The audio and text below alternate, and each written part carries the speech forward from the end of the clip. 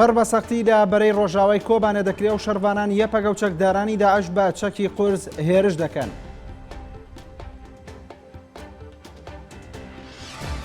حکوومەتی هەرێم ڕایگەیان تا ئێستا نزیکەی 130 ژنوکچی ئەزیدی ژێردەستی داعش ڕزگار کراون، بە پێی زانەرەکانیش هەندێکیان بەرامبەر پێدانی بڕێک پارە ئازاد کراون. مەکتەبی سیاسی یەکێتی بڕیاریدا سیروانی کۆخانەجم ئەندامی سەرکردایەتی حیزبەکەی کاندید بکات بۆ پۆستی بریکاری وەزارەتی پێشمەرگە.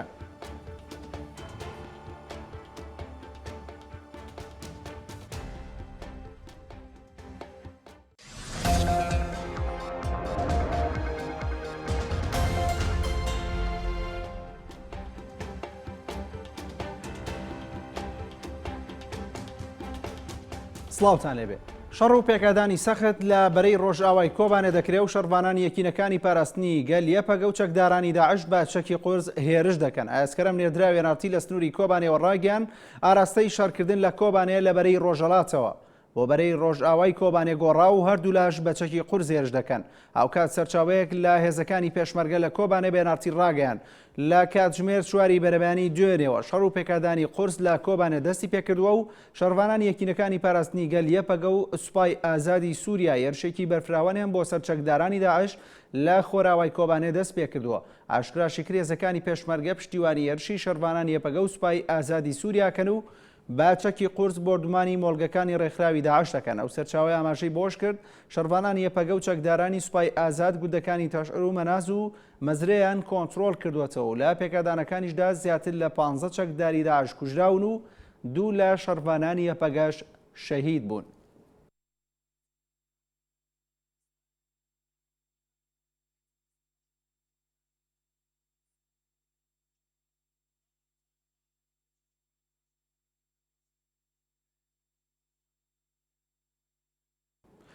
لەسەر داوای ئەنجومەنی وەزیران دانیشتنی سبەینی پەرلەمانی کوردستان دواخرا کە بڕیار بوو تایبەت بکرێت بە چاوتوێکنی راپۆرتێکی لیژنەی دارایی و سامانە سروشتەکان لەسەر بەشە بودجەی هەرێم و داهاتینەوت.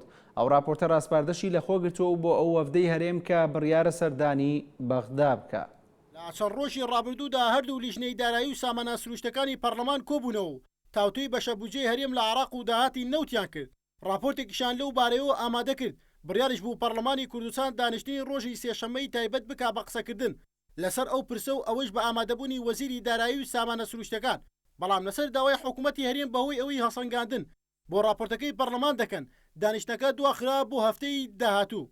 حکوومەتی هەرێمی کوردستان داوایان کرد کە ئەو کاتێک کە لە بەردەمیانایە بۆ دراسەکردن و بوونەوە لە راپۆرتەکەی هەردوو لیژنەی دارایی و سامانە سروشتەکانی پەرلەمانی کوردستان کاتیان لە بەردەسا کەمە پێویستیان بە دراسەکردنی زیاتری ئەو راپۆرتە هەیە داوایان کرد کە دانیشتنەکە دوا بخرێ. ئەمەش لە دەستی سەرۆکاتی پەرلەمانی کوردستان بڕێرماندا دانیشتنی ژمارەدا بخەینە هەفتەی ئایندا.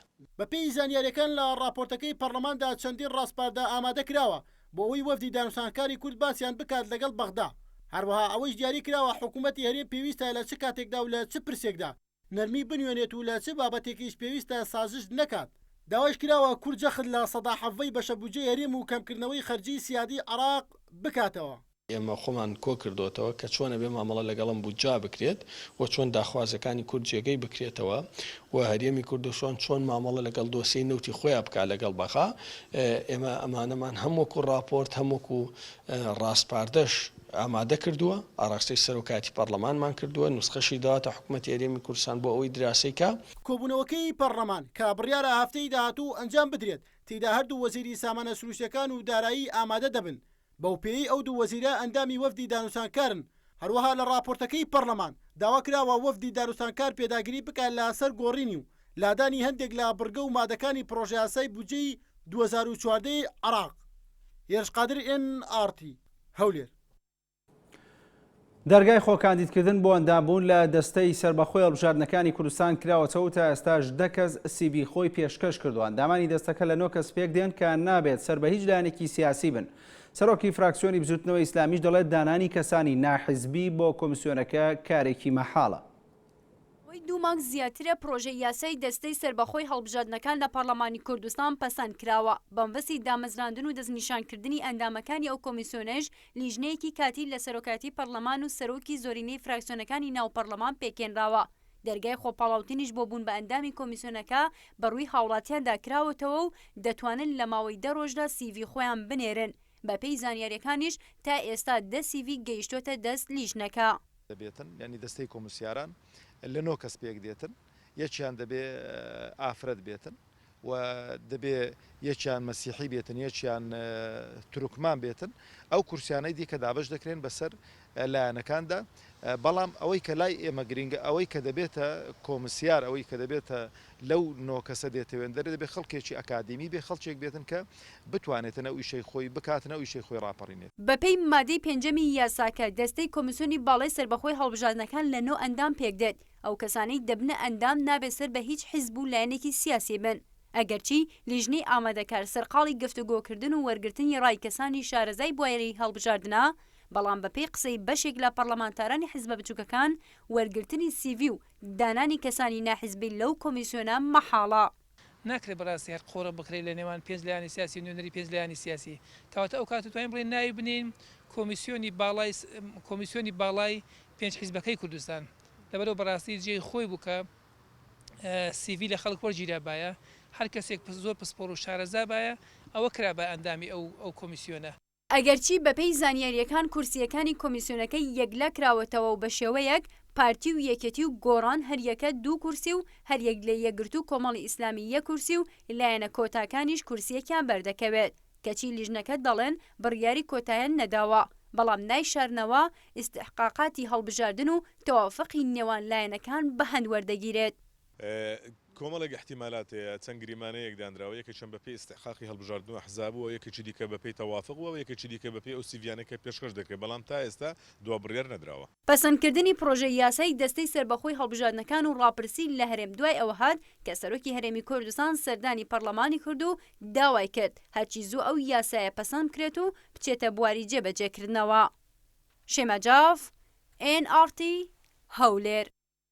بەڵام بەڕێزان وەک لە سەرەتایان گەشتەی هەواڵەکانمانە باسمان لەوە کرد کە شەڕێکی سەخت لە کۆبانێ بەردەوامەوە بە تایبەتی لەبەرەی ڕۆژاوای کۆبانەوە بۆ زانیاری زیاتر سەبارەت بە بارودۆخی ئێستای خۆراوای کوردستان ڕۆژنامەنووس کۆماس شابازی لە خۆراوە لەگەڵماندا. کاک کۆماسلااوت لێبێ ئێستا بارودۆخی کۆبانێ چۆنە؟ بەڵێ من سڵاومەیە بۆیەوە بۆ بینەرانتان دیارە بەپێی دوای نامارەکان کە یەکینەکانی پاراستنی گەل ڕایانگەیان ئەمڕۆ لە هێرشی یەکینەکانی پاراستنی گەل و هەروە هێزی پێشمەرگە و بورکانەلفرات زیاتر لە 28 شتەی داعش کوژران، بەڵام لە دوای نیمەڕۆی ئەمڕۆ لە ملی ڕۆژاوای کۆبانی و شەڕێکی یەجگار دژوار لە نێوان یەکینەکانی پاراستنی گەل و هێزی پێشمەرگە لە ئەمبەر شتەکانی داعشدا هەیە. بەڵام بە پێچەوانەی ڕۆژەکانی تر کە یەکینەکانی پاراستنی گەل حاڵەتی پاراستن بۆ ئەم جارە هێرشیان دەست پێ کردوتوانم بڵێم ئەم 24 ساعتی ڕابردوودا یەکینەکانی پاراستنی گەل و شەروانان لە کۆبانی کەوتونەتە حاڵەتی هێرشکردنەوە. ئیساش لە ملی ڕۆژاوای کۆبانیەوە یەکینەکانی پاراستنی گەل لە دەوروبەری گردی تلشعیر و ئەو ناوچانەدا هێرشێکیان دەست پێ کردووە بۆ سەر مۆڵگەکانی داعش. باڵەفڕەکانی هێزە هاوپەیمانەکانیش ناوبەناو ناوچەکە بۆردمانەکەن بە تایبەت لە ملی ڕۆژاوا و هەروە لە ملی باشووری کۆبانی.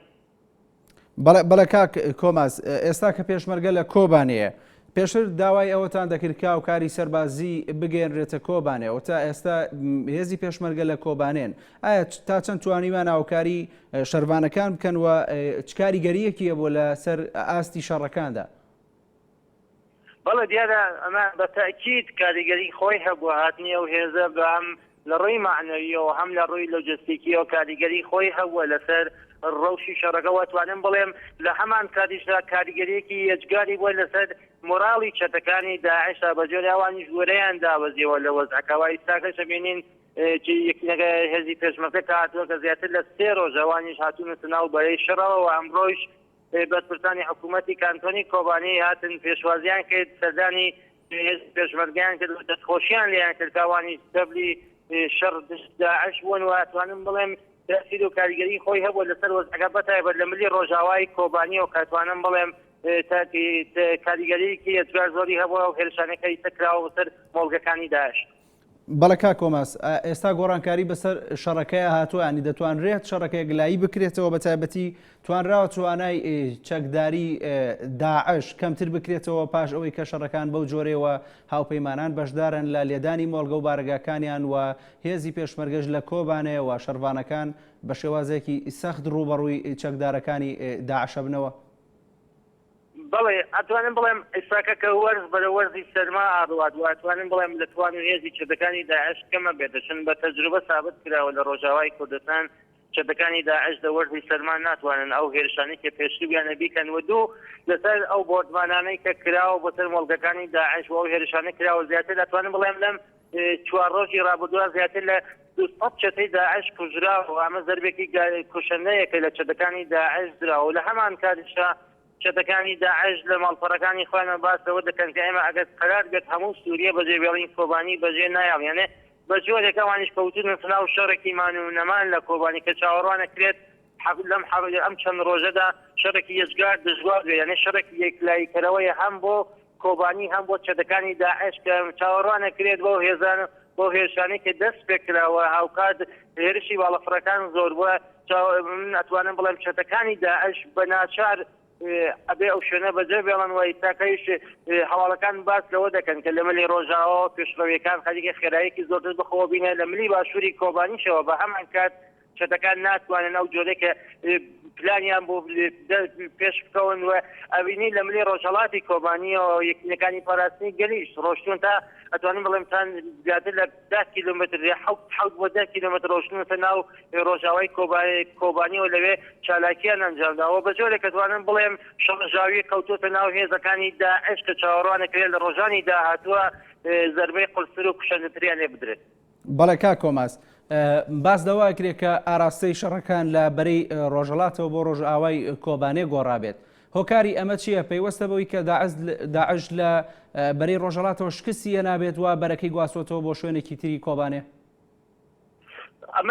ئەوە یەک هۆکاری هێزراستە لە ملی ڕۆژهەڵات دەکانی داعش دەیان ڕۆژە هەوڵە دەن کە لە یۆ دەربازی کۆبانی بن بەڵام هەدواوتم پێدان یەکینەکانی پاراستنی گەل چەندین تیمیان بردووەتە ناو ملی ڕۆژهەڵاتەوە لەوێ چالاکی ئەنجامدەمەوە بە جۆرێک لەوێ تووشی شکستێکی یەجگار گەورات و بەتایبەت لە ملی باشووری ڕۆژهەڵاتی کۆبانیەوە کە زۆرترین زەربەکانیان لەوێ خواردەوە ئیساگەی جارێکی تر بەرەی شەڕی خۆیان گواستوتە ملی ڕۆژئاوای کۆبانی و ئەیانەوێت لەوێ هێزی خۆیان تاقیکردنەوە بەپێی ئەو شانێکە هەیە لە نێرەی من هەمە من ڕۆژاوای کۆبانیشەوە تا ئێستا تووشی زەبێرێکی یەجگار دژواراتون بەڵام تا ئێستا بەهۆی دژواری شەڕەکۆ نەتوانراوە ئامارێکی زەلال لە کوژراوە بریندارەکان بەدەست بێنن بەڵام ئەوەی کە چەکدەکانی داعش هەر جار و بەرێک تاقیەکەنەوە یەکەم جار لە باشووری هەوڵیاندا نەیانتوانی ئەمڕۆ لە ڕۆژهەڵات و ئێستاکەش ئەبینی لە ملی ڕۆژاوای کۆبانی یانەوێت هێزی خۆیان تاقیکردنەوە بە باوەڕی من بە جۆرێ لە جۆرەکان ملی ڕۆژاوای کۆبانی توانێت یەکلاییکەرەوە بێت بۆ چەکدەکانی داعش و هەمان کات بۆ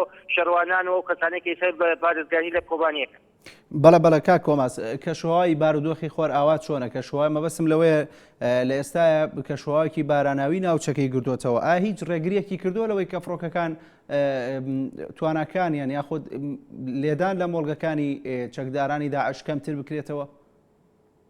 بەڵێ دیارە خۆ ڕەوشی کەشوهەوا کاتێک خراپێت باڵەفڕەکانیش ناتوانن بەو دقەتەی کە پێشووی بیانەوێت کارەکانیان خۆ بکەن بەڵام بە لە هەمان کات هەر وەردمان کراوە توانم بڵێم لەم چەند ئەمڕۆدا بە چەندین جار لە ملی ڕۆژاوا هەیە لە ملی ڕۆژهەڵاتی کۆبانی بۆردمان کراوە بەبێ زانیاریەکان زەربەیەکی باشداوە لە چەکدەکانی داعش بەڵام ڕاستە کەشی وەختێک کە کەش و هەوا بەرەو خراپ تربوون بچێت تەبیعەتەن ناتوانین بڵێن باڵەفڕەکانیش ناتوانن ئەو جۆرەی هەدەفدار و ئامانجدار بێت مۆڵگەکانی چەکدەکانی داعش بپێکن بەڵام ئەوەی کە ئێستاکە لە ملی بەرەکانی شەڕدا چەکی قورس بەکارێنێ بەتایبەت ئەو چەکانەی کە لە ڕێگەی باشووری کوردستانەوە ئێستا هاتووەتە بەتایبەت چەکی وەکو کاتیوشاوە ئەو سیلاحی دژە بە تانگ هاتووە ئەتوانم بڵێم ئاراستەی شەڕەکە گۆڕاوە و چەکدەکانی داعش ناتوانن بەو خێراییەوە هەروە بەو ئاسانیەی کە پێشتر تانگەکانی خۆیان هاوردە بەرەی شەڕەوە ئێستا ناچارن بە جۆرێ لە جۆرەکان خۆیان دروست بگرێن لە بەرابەر ئەو چەکانی کە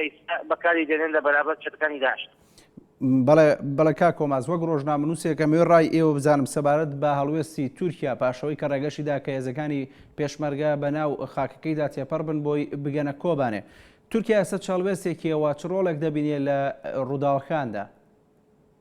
بەڵێ من ئەتوانم بڵێم تورکیە دۆڕاوی سەرەکی ناوچەکە یعنی یەکانێت دۆڕاوی سەرەکی ئەم ناوچە توانم بڵێم تورکیە بوو. تورکیە هەم باشووری کوردستانی لەدەستدا بۆ هەڵوێستانەی گردی بۆ بێڕێزیانەی کە بەهێزی پێشوەردە کرا لە باکووری کوردستان و ئەتوانم بڵێم هەر دژمنایەتێک خۆی دروست لە ڕۆژاوای کوردستان لە 600 کیلومتر سنووری هاوبەشی لەگەڵ ڕۆژاوای کوردستان و هەمان کاتیشا ئەتوانم بڵێم هێز ڕۆژاوایەکانی بەجۆرێ تووڕەن لە تورکیەوە دەوڵەتی تورکیای سەوە بە ترانزیتی هێزی داعش لە وڵاتە ئەوروپایەکان بۆ ناو خاکی ڕۆژاوای کوردستان و ئەتوانم بڵێم دۆڕاوی سەرەکی لەم ناوچایدا ئەتوانم بڵێم دەوڵەتی تورکیەوە بگرێکە دەوڵەتی تورکیە واز نایێنێ لە مەزع چۆن من ئەمە ئەتوانم ئەمە بڵێم شێتەکانی داعش ئەتوانم بڵێم وەک مقاولێکی ئەسکەری دەوڵەتی تورکیەوە دوای هێزە هەرێمیەکان ناولێ بەمە ئەمەش ثابت کراوە لەم چەند ڕۆژە کە زیاتر لە 13 تەرمی جەنازەی چەتەکانی داعش کەوتووە دەست یەکینەکانی پاراستنی گەل گازێکی تایبەت بە هێزی ناتۆ لە دەستی چەتەکان داعشا گیراوە کە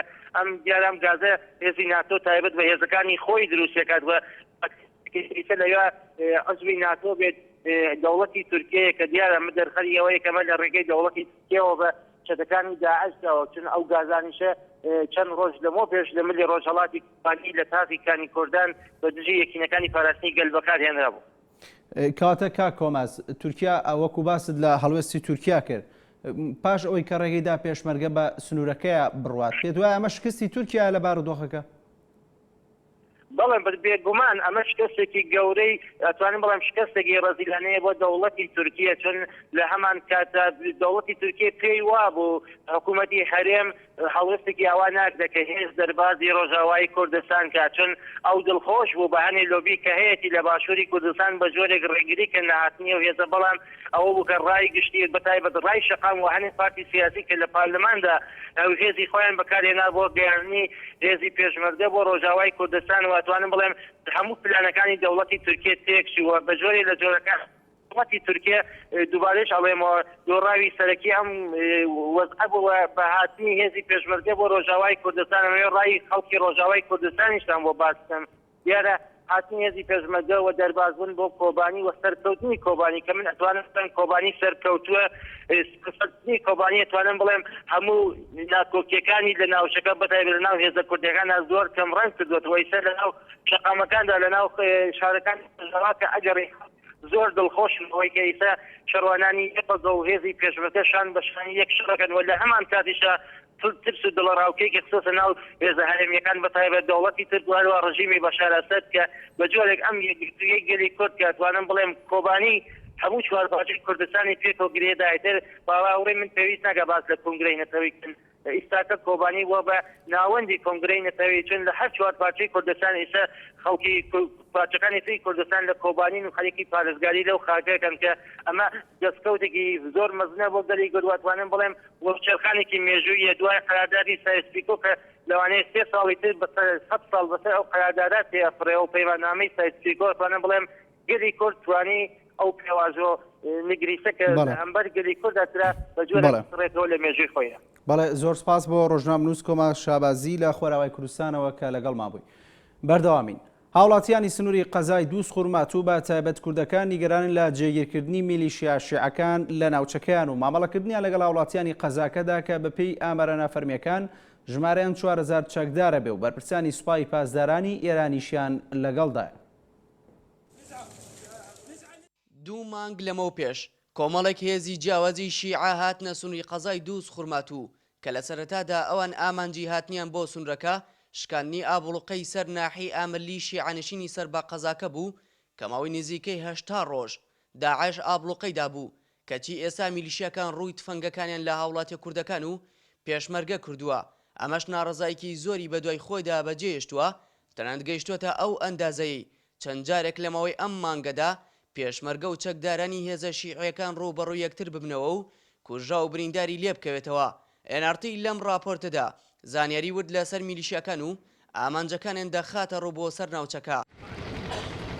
خلافێکی سیاسی بڵێ لەسەر ئاستیەکان نییە لە نێوان ئێمە ئەو هێزانە ئەوەی کە ڕوئەدات زیاتر لە خاڵی پشکنیەکانە زیاتر لە سوء تەفاهومە ڕوئەدات زیاتر کێشەکان ئەوەن هەنێ جاریش لەو کێشانە بەداخەوە کە ئەڵێم مەسلەی زیاد ڕەویە و دەستکەوتوشت و ئەوانەتانێ غەنیمە وشت و ئەوانەتانێ لە سەیتەرەکانە ڕوبەڕوە بنویان ئەم هێزە کاچێتە سەر و هێزەکە و هێزەکە بەپێی ئامارە نافەرمیەکان ژمارەی چەکدارەکان خۆی لە 4000 کەس ئەدات ئەم چەکدارانەش سەر بە میلیشیەکانی بەدر و عەساهیب ئەهل الحەق و ئیمامی عەلی و خۆراسانی و حیزب الله عێراق و سەرایە سەلام و چەندین میلیشیای دیکە بە پێی زانیاریەکانی NRTش بەرپرسانی سەربازی و پاسداری ئێرانیشیان تێدایە تەنانەت چەند جارێک قاسم سولەیمانی بەرپرسی فەیلەقی قودس لە سوپای ئێران هەروە کە بەرپرسی مەلەفی عێراقە لە ئێران لە ناوچەکە بە ئاشکرا بینراوە بە دیاریکراویش لە سنووری ناحی ئامرلی. ئەگەر پێشتر بە بیان و یەک هاتوون بۆ ڕاودونانی چەکداران و شکاندنی گەماڕۆی سەر ئامرلی لە ئێستادا منۆک ڕۆژڕامەنووسێک ئەوە ئەڵێم کە ئەو چەکدارانە و میلیشیانە ئەرکەکانیان تەواو بووە.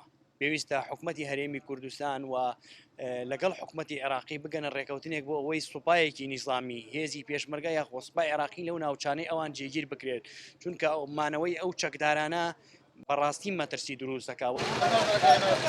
لەو ڕۆژەوی کە میلیشیا شیعەکان هاتوونەتە سنووری قەزای دووس خورمات و کێشە و گرفتەکان ڕوویان لە زیادبوون کردووە چونکە تەواوی خانووی خێزانە عەرەبە سوونەکان دەسووتێنن و تاڵانی دەکەن و دواتر پێشمەرگەی پێ تۆمەتبار دەکەن هەرمەشوای کردووە کێشە و گرفت بە بەردەوامی لە نێوان پێشمەرگە و ئەو میلیشیانە دروست ببێت. میلیشیا شیعەکان بە پێوتەی بەرپرسانی ئەمنی ناوچەکە ئێستا ئامانجیان پاراستنی ئامرلی و خێزانە شیعەکان نییە بەڵکو لە هەوڵی ئەوەدان جێگە و پێگەی خۆیان بە تەواوەتی بەهێز بکەن و لە ئایندەدا ناوچەکە چۆڵ نەکەن. ئەم کێشە و گرفتانشی کە دروستی دەکەن بۆ ئەوەیە هاوڵاتیان داوای مانەوەیان بکەن و هێزەکانی پێشمەرگەی کوردستانیان پێ باش نەبێت لە ناوچەکە. دیار جەمالێ نارتی دووس خورمات و نوێنەری نێچیروان بارزانی سەرۆکی حکوومەت هێرێم بۆ کاروباری ئاوارەکان بە نارتی ڕاگەیان تا ئێستا نزیکەی 130 ژنوکچی ئەزیدی ڕزگار کراون کە لە کاتی کۆنتڕۆڵکردنی شنگال لەلایەن چەکدارەکانی داعشەوە فرەندرا بوون. با پێی زانەرەکانی نارتیش بەشێک لەو کچ و ژنە ئەزیدیانە بەرامبەر بە پێدانی بڕێکپارە بە چەکدارەکانی داعشەوە ئازاد کراون. بڕیاریشە لە چەند ڕۆژی داهاتوودا پەرلەمانی کوردستان دانیشتنێکی تایبەت بە دۆسیەی ژن و کچە ئەزیدیەکانی ژێردەستی داعش ئەنجام بدات. شنگار ئەو باژێرەیە پشتی کەتی ژێر کۆنتڕۆڵا چەکدارên داعش خەلکێوی باژێرێ تووشی نەهامەتی و دەردەسەری و کوژبەری و کوشتار و ڕەواندنا کوچ و ژنن خۆبن.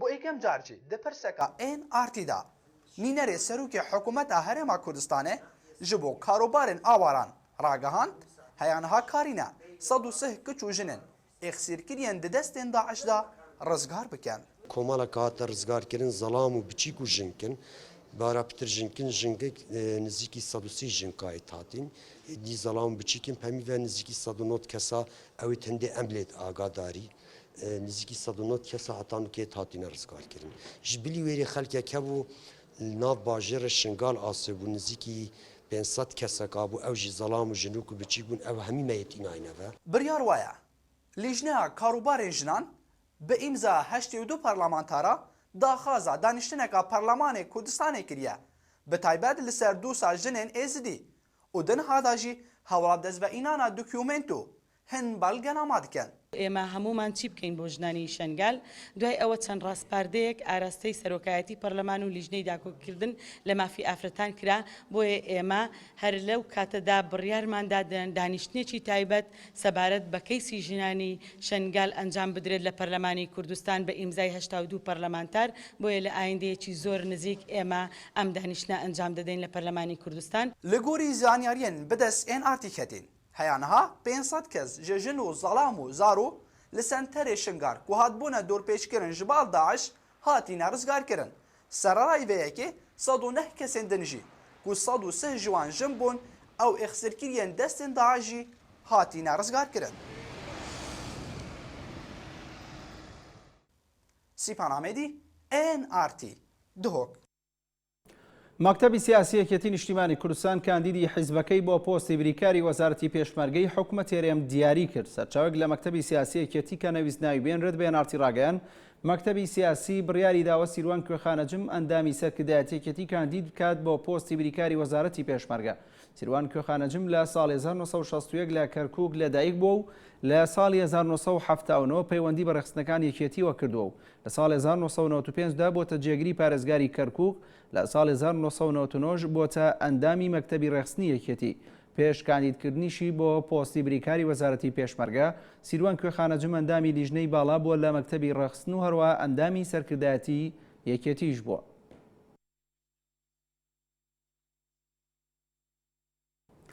لا شاری هەولێر وەزیری پێشمەرگە لەگەڵ خالد عوبەیدی وەزیری بەرگری عێراق و وەفدێکی سوپای ئەمریکا کۆبوونەوە و باسیێمانگی نێوان پێشمەرگە و سوپای عێراقیان کرد. بە پێی زانایەکانیش وەزارەتی پێشمەرگە داوای کردووە بەغدا موچەی مانگانەی سەرجەمێزەکانی پێشمەرگە خرج بکات لە بودجەی گشتی عێراقدا، وەرەوە داواشیان کردووە ئەو فڕۆکانەی هاوکاری سەربازی دێنن بۆ پێشمەرگە نەچنەوە بەغدا و ڕاستەوخۆ لە شاری هەولێر هاوکاریەکان دابگرن. لە سەرپرسی ڕووداوەکانی ئەو دوای عێراق و هاتنی چەکدارانی داعش بۆ ناوچەکە و چەند پرسێکی تری سەربازی و موچەی هێزەکانی پێشمەرگە، وەزیری بەرگری عێراق و وەفدێکی وەزارەتەکەی گەیشتە هەرێمی کوردستان. وەفدە سەربازیەکەی حکوومەتی اتحادی بە سەرۆکایەتی خالید عوبەیدی لا وەزارەتی پێشمەرگە لەگەڵ وەزیری پێشمەرگە و بەرپرسانی وەزارەتەکە کۆبوونەوە کە جەنەرال بێدناڵ لا نووسینگەی هاریکاری ئەمریکا لە عێراق و چەند کاربەدەستێکی دیکەی سەربازی ئەمریکی ئامادەی بوون. بەرپرسانی پێشمەرگە دەڵێن لا کۆبنەوەکەدا باسی هەماهەنگی نێوان سوپای عێراق و پێشمەرگە کراوە. خاڵە سەرەکیەکانی کارنامەکەمان یەکەمیان زیندووکردنەوە و بڵێن کاراکردنی لیژنەکان لە نێوانی وەزارەتی بەرگری و وەزارەتی پێشمەرگە، جگە لەوە داوای چەکدارکردنی هێزی پێشمەرگەی کوردستانمان کردووە، گەل لەوەش داوای سەرفکردنی موچەی هەموو هێزی پێشمەرگەمان کردووە. لا کۆبنەوەکەی نێوان وەزارەتی پێشمەرگە و وەزارەتی بەرگری عێراق و وەفدە ئەمریکیەکەدا ئەسیل نجەیفی پارێزگاری مووسڵیش تێیدا ئامادە بوو کە هەندێک لە چاودێران ئەمە والێک دەدەنەوە لا کۆبنەوەکەدا گفتوگۆ لەسەر ڕوبەڕووبوونەوەی چەکدارانی داعش و دەرکردنیان لە پارێزگای نێنەواش کرابێت کە پێدەچێت بۆ ئەوەش داوا لە وەزارەتی پێشمەرگە کرابێت هاوکاری سەربازیان بکات لەم پرۆسەیە. با پێی زانیاریەکان لە بەرامبەریشدا وەزارەتی پێشمەرگە چەند داواکاریەکی خستۆتە بەردەم حکوومەتی عێراقی، لەوانەش بەغدا موچەی مانگانەی سەرجەم هێزەکانی پێشمەرگە دابین بکات و لا بودجەی گشتی عێراقدا جێی بۆ بکرێتەوە. کۆمەڵێک کێشەی هەڵپەسێرا و هەن هەتاکو ئێستا هەر لە مەسلەی بوجە، هەر لە مەسلەی نەوت، هەر لە مەسلەی پێشمەرگە، ئەمانە هەمووی کێشەی هەڵپەسێراون کە تا ئێستا بەردەوامی هەیە. هەر هەنگاوێک بنرێت بۆ چاکسازی و بۆ چاکردنی ئەو دۆخە ئێمە ئەینرخێنین و پشتگیری لێوە ئەکەین. لا خاڵێکی دیکەی داواکاریەکانی هەرێم بۆ بەغدا لەو کۆبنەوەیەدا ئەوە بووە پێویستە عێراق ڕێگە بەو فڕۆکانە بدات کاتێک هاوکاری سەربازی دەگەێنن بۆ هەرێم نەچێتە بەغدا و ڕاستەوخۆ لە هەولێر بنیشێتەوە. وەزیری بەرگری عێراقیش داوای لە هەرێم کردووە سەرجەم ئەو ئەفسەر و سەربازانەی دوای شکستەکەی سوپای عێراق لە پارێزگای نێنەوە هاتوونەتە هەرێم بۆیان کۆ بکاتەوە و ئامادە و بەهێز بکرێن تا لە کاتی کۆنتڕۆلکردنەوەی مووسڵ بەکاریان بهێنن. دیارە پێشتر تیمێک هاتووە لە وەزارەتی بەرگری عێراق، ئەو تیمە ناونووسی زۆری ئەو ئەفسەر و پلەدارانەی کردووە لەگەڵ سەربازەکان لە قوشتەپە و نزیکەی بە ژمارە 9,000 تا 9,500 کەسن، یعنی بڵێن ئەفسەر و پلەدار و سەربازن. داوایان کرد کە ئەوان بڕیارێکیان یان پلانێکیان هەیە بۆ دامەزرانی فڕقەیەکی نوێ بە ناوی فڕقەی 19.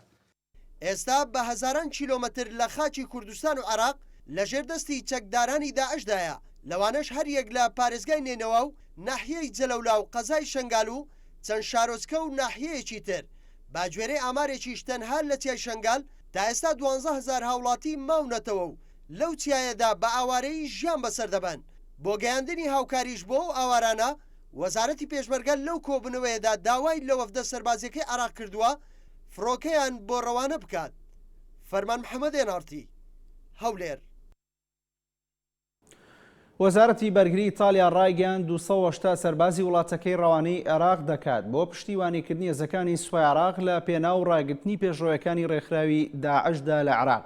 ڕۆبێرتە بینوتی وەزیری بەرگری ئیتالیا ڕایگەیان حکوومەتی وڵاتەکەی بڕیاریدا 280 سەرباز ڕەوانەی عێراق بکات وەک پشتیوانیەک بۆ سوپای عێراق لە پێناو ڕاگرتنی پێشڕۆیەکانی ڕێکخراوی داعش.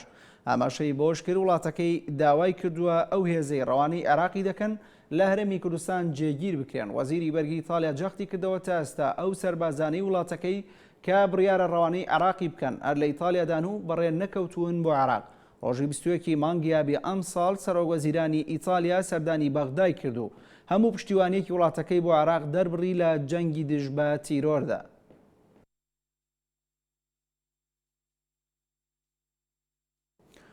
بەپێی زانارەکانی NRT هاوشێوەی مەسەلەی نەوت و بەنزین چەند کەسێکی هەرێمی کوردستان لەگەڵ داعش مامەڵەی کڕین و فرۆشتن بە غازی ماڵانەوە دەکەن. ئەوە ژۆکارێکی سەرهەڵدانی کێشەی دەستنەکەوتنی غازی ماڵانە لە ئێستادا لە هەرێمی کوردستان. سەرۆکی لیژنەی پیشەسازی و سامانە سروشتەکانی پەرلەمانی کوردستانیش ڕایگەیان بە دوواداچوون بۆ بابەتەکە دەکەن. ئەوکات بەرپرسانی حکوومەتیش دەڵێن ناهێڵن کێشەی دەستنەکەوتنی غاز ببێتە قەیران و لە چەند ڕۆژی داهاتوودا چارەسەری دەکەن. لەگەڵ بەردەوامی قەیرانی دارایی لە هەرێمی کوردستان کێشەی کەمی و گرانین غازی ماڵان سەری هەڵدا بە جۆرێک هاوڵاتیان بە ئاسانی بوتلی غازیان دەست ناکەوێت و نرخەکەشی لە 6,000 دینارەوە بۆ نزیکەی 20,000 دینار بەرز بۆتەوە. ئەگەرچی یەکێ لە هۆکارەکانی کەمی غاز لە ئێستادا هۆکارەکەی نۆژانکردنەوەی کارگەی غازی هەولێرە، بەڵام NRT زانیوێتی بە هەمان شێوەی نەوت و بنزین غازی ماڵانیش لەلایەن خەڵکانێکی کوردەوە لەگەڵ چەکدارانی داعش مامەڵەی پێوە دەکرێت. سەرۆکی لیژنەی سامانە سروشتیەکانیش لە پەرلەمانی کوردستان زانیارەکانی NRT پشتڕاست کردەوە و ڕایگەیان بە دوواداچوون دەکەن لەسەر مامەڵەکردن بە غازی ماڵان لەلایەن خەڵکانێکی کورد لەگەڵ چەکدارانی داعش. ئەوە جارێ هەر هەواڵ و زانیاریە لەژێر تەحقیق و لێکۆڵینەوەیە و لایەنی پەیوەدیدار ئاگادار کراوەتەوە بۆی کە تەحقیقی وردی تیا بکات. بەڵێ ئەو هەواڵە گەیشتە دەست ئێمەش بەڵام لەژێر تەحقیق وردبینیایە. نزیکەی 10 مانگە قەیرانی دارایی لە هەرێمی کوردستان سەری هەڵداوە و بە دوای ئەویشدا قەیرانی بنزین هات کە دوجار بە بەرزکردنەوەی نرخەکەی لا 500 دینارەوە بۆ 900 دینار چارەسەر کرا. لە ئێستاشدا کە کێشەی غازی ماڵان بەنەمانی لە بازاڕەکان و بەرزکردنەوەی نرخەکەی سەری هەڵداوە ترسی لای هاوڵاتیان دروست کردووە لەوەی وەک بنزین نرخەکەی بەرز بکرێتەوە. لە بەرامبەردا بەرپرسانی حکوومەت ئاماژە بۆ ئەوە دەکەن کەمی غاز و بەرزبوونەوەی نرخەکەی نابێتە قەیران و وەک خۆیان دەڵێن لا چەند ڕۆژی داهاتوو ئەو کێشەیە چارەسەر دەبێت. نەبوونی کەمی غازی بەڕاستی دەگرێتەوە سەر وەکیلەکان ئەگە بێت وەکیلەکان حکوومەتی هەرێم شورتیان لەگە بنێری یاخود پێیان لەگە بنێرێتن غاز کەم ناوی بەی شێوەیەک. بەڵام لێرەدا وەکیلەکان غاز کە وەردەگرن لە حکوومەت جێرەی پێویست تەوجیع ناکەن.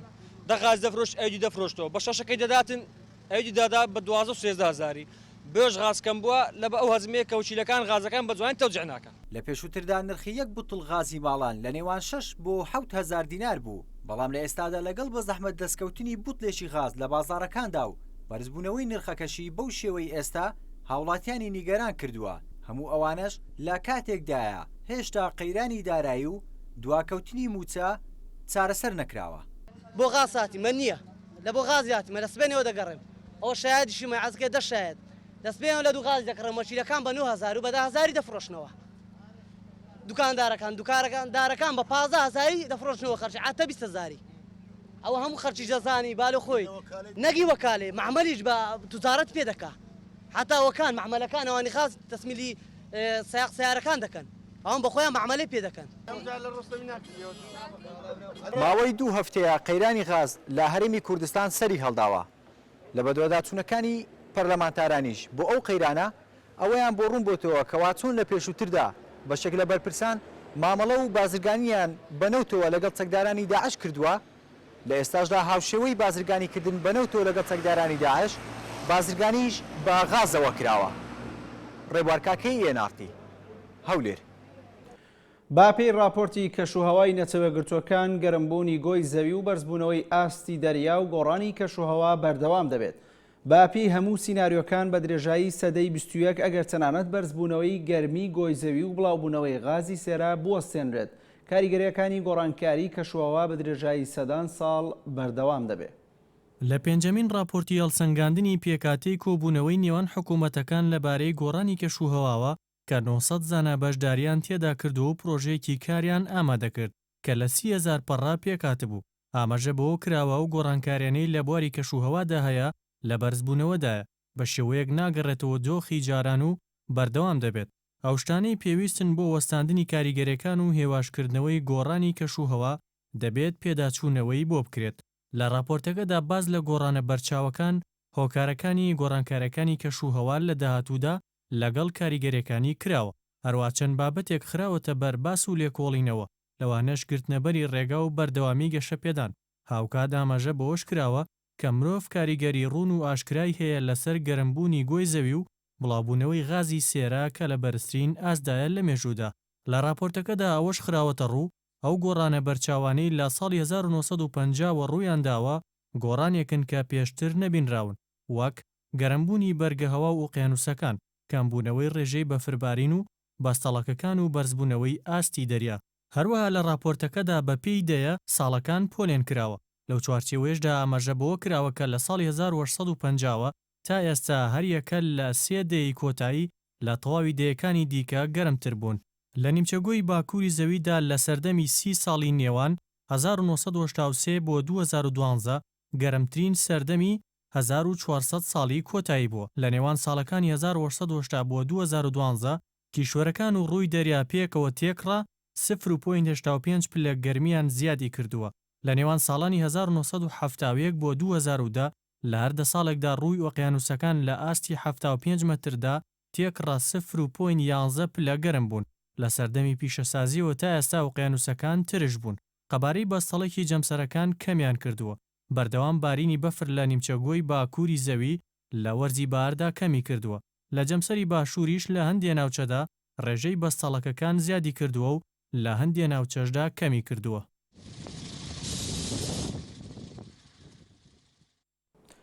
لێبرچراوی دەستەی کارگەڕی مەکتەبی سیاسی یەکێتی نیشتیمانی کوردستان ڕایگەیان هێشتا لەگەڵ بزوتنەوەی گۆڕان لەسەر پۆستی پارێزگاری سلێمانی نەگەیشتنە ڕێکەوتن دەشڵێت سوورن لەسەر ئەو سێ پێشنیازەی کە داویانەتە گۆڕان. لە کۆنفرانسێکی ڕۆژنامنووسیدا مەلابەختیار ڕایگەیان ئەوان لە هەڵەبجە براوەی یەکەمی هەڵبژاردن و پرسی هەڵەبجەش جیاوازە لە پارێزگاری سلێمانی و پێویستە نەرمتر مامەڵەی لەگەڵدا بکرێت. لەبارەی کۆبوونەوەی نێوان یەکێتی و گۆڕان و پێکێنانی لیژنێکی باڵا لە نێوان هەردوو لە بۆ ئاساییکردنەوەی پەیوەندیەکانیان مەلابەختیار ڕایگەیان کۆسرە ڕەسوولعەلی جێگیری سکرتێری گشتی حیزبەکەی پەیوەندی بە نەوشیروان مستەفا ڕێخەری گشتی بزوتنەوەی گۆڕانەوە کردەوە و گفتوگۆیان لەو بارەیەوە کردووە، بەڵام تا ئێستا شوێن و کاتی کۆبوونەوەکەیان دیاری نەکراوە. تەرحەکەی ئێمە زۆر وازەحە. سێ بەدیلماندا بوو بۆ گفتوگۆ لەگەڵ برایانی گۆڕان. ئەو سێ بەدیلە تا ئێستا لە گفتوگۆیە بە نسبەت ئێمەوە لەو بەدیلانە هیچی پەشیمانین. بەدیلی یەکەم ئەوەیە کە پارێزگایەکی بێلایەندا بدەین. بەدیلی دووەم ئەوەیە 2 ساڵی یەکەم بۆ ئەوان بێ بە شەرتێک نوێنەریان بۆ پارێزگای سلێمانی بگۆڕن. بەدیلی سێم ئەوەیە 2 ساڵی یەکەم بۆ ئێمە بێ بۆ یەکێتی بێ 2 ساڵی دووەم بۆ ئەوان بێ سەرپشک بن. تا ئێستا ئەم سێ پێشنیاری ئێمە لە جێی خۆیەتی نەمانگۆڕیوە، بەڵام بۆ هەڵەبجە هەمووتان ئەزانن ئێمە براوەی یەکەم وین لە هەڵەبجە 5 حیزبی ئەساسی هەیە، هەر حیزبێک بەخۆشمانەوە سەر 4 کورسیمان بۆ ئەنجومەنێکی کاتی پارێزگای سلێمانی قایل بوون و ئیشەکەش ڕۆشت. سلێمانی شتێکە، هەڵەبجە پارێزگایەکە تازە دادەمەزرێ، دەبێت تەعاملیکی نەرمتری لەگەڵا بکەی، پارێزگایەکانی تر شتێکی ترە. پاژنێوەڕۆی دوێنێ فواد معسووم سەرۆکۆماری عێراق سەردانی سلێمانی کرد و ڕایگەیان دەبێت حکوومەتی عێراق کێشەی بودجێ هەرێم چارەسەر بکات. فواد معسووم تیشی لە هەوڵی نزیک بوونەوەی لایەنەکان بۆ ئەوەی کێشەکان لە ڕێگەی گفتوگۆ چارەسەر بکرێن. لەبارەی سەردانەکەی سەرۆکۆمارەوە مەلابەختیار لێپرسراوی دەستەی کارگێڕی مەکتەبی سیاسی یەکێتی ڕایگەیان مەبەستی سەرەکی سەردانەکە بۆ کۆبوونەوەی لەگەڵ مەسعود بارزانی سەرۆکی هەرێم بڕیارە 2 ڕۆژی تر کۆ ببنەوە. دوای پێکەینانی حکوومەتە نوێیەکەی عێراق بە پرسانی باڵای بەغدا سەردانی هەرێمی کوردستانیان کرد و کۆبوونەوەیان لەگەڵ لایەنە سیاسیەکان ئەنجامدا. دوایین سەردانیش هاتنی سەرۆکۆماری عێراقا بۆ سلێمانی، بەڵام هێشتا کێشەکانی نێوان بەغدا و هەولێر کە سەرەکیترینیان بودجەیە وەک خۆی بە هەڵواسراوی ماوەتەوە و چارەسەر نەکراوە. فواد معسووم سەرۆکۆماری عێراق هاوکات لەگەڵ گەیشتنی بە فڕۆکەخانی سلێمانی پەیامی سەردانەکەی لە کۆنفرانسێکی ڕۆژنامەوانیدا ئاشکرا کرد و ڕایگەیان دەبێت حکوومەتی عێراق کێشەی بودجێ هەرێم چارەسەر بکات. اتفاق کرایە لەسەر زۆر شت و مەسەلەی چارەسەرکردنی بودجە و کێشەکانی تر لە بەرنامەی حکوومەتدایە. حکوومەت پابەندە دەبێ جێبەجێیان بکە. ئێستا ئەوە هەنگاوە عملیەکانە کە هەوڵی ئەوە دەدەین لێک نێزیک بوونەوە هەبێ. لەبارەی نیگەرانی هاوڵاتیان لە نوێنەرانی کورد لە پەرلەمان و حکوومەت و سەرۆکایەتی کۆمار کە نەیانتوانیوە کێشەکان چارەسەر بکەن، فواد معسووم دەڵێت غەدرە گلەیان لێ بکرێت، چونکە ئەوان کاری خۆیان کردووە. قەدرەشی زۆرە دەکرێت ئەوە ئەگەر قسە بکرێت لەسەر ئەندام پەرلەمانەکان لەسەر وەزیرەکان و هەروە ڕەگە بڵێ بەنسبەت خۆشم. ئێمە هەوڵ دەدەین بەردەوامین بەڵام هەندێک شت هەیە ئەوە نییە ئەوڕۆ دیکتاتۆرێک دیە لە بەغدا بڕیار بدا بڕۆ داینێ ئەوە نییە هەموو شت دەبێت لە ڕێگەی خۆیەوە بی. ئەوجا بۆیە ئێستا کە ئەو حکوومەتە تەشکیل بوو لە سەرەتاوە قسەی لەگەڵ کراوە.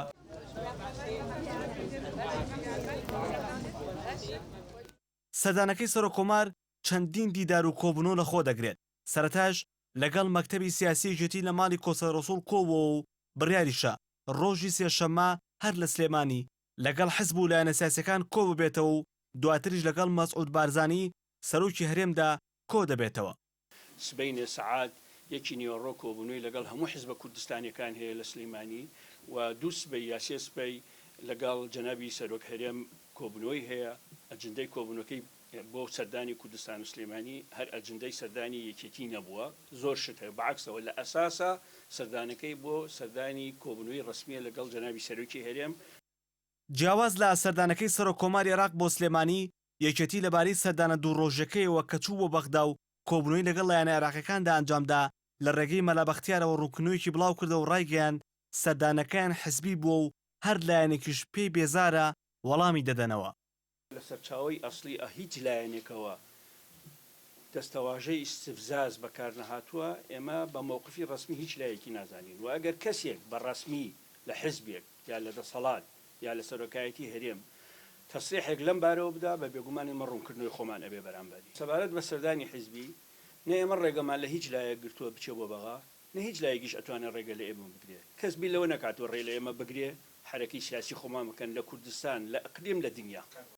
لەسەر ئاسی هەرسێ سەرۆکایەتیەکەی عێراق بەرپرسانی باڵا سەردانی هەرێمی کوردستانیان کردووە بەڵام هێشتا لە کارنامەی حکوومەتەکەی عەبادیدا ئەوەی کە پەیوەندی بە هەرێمی کوردستانەوە هەیە جێبەجێ نەکراوە بەتایبەت مەسەلەی ناردنی سولفە بۆ هەرێم کە ماوەی دەمانگا بەغدا موچەی فەرمانبەرانی هەرێمی ڕاگرتووە.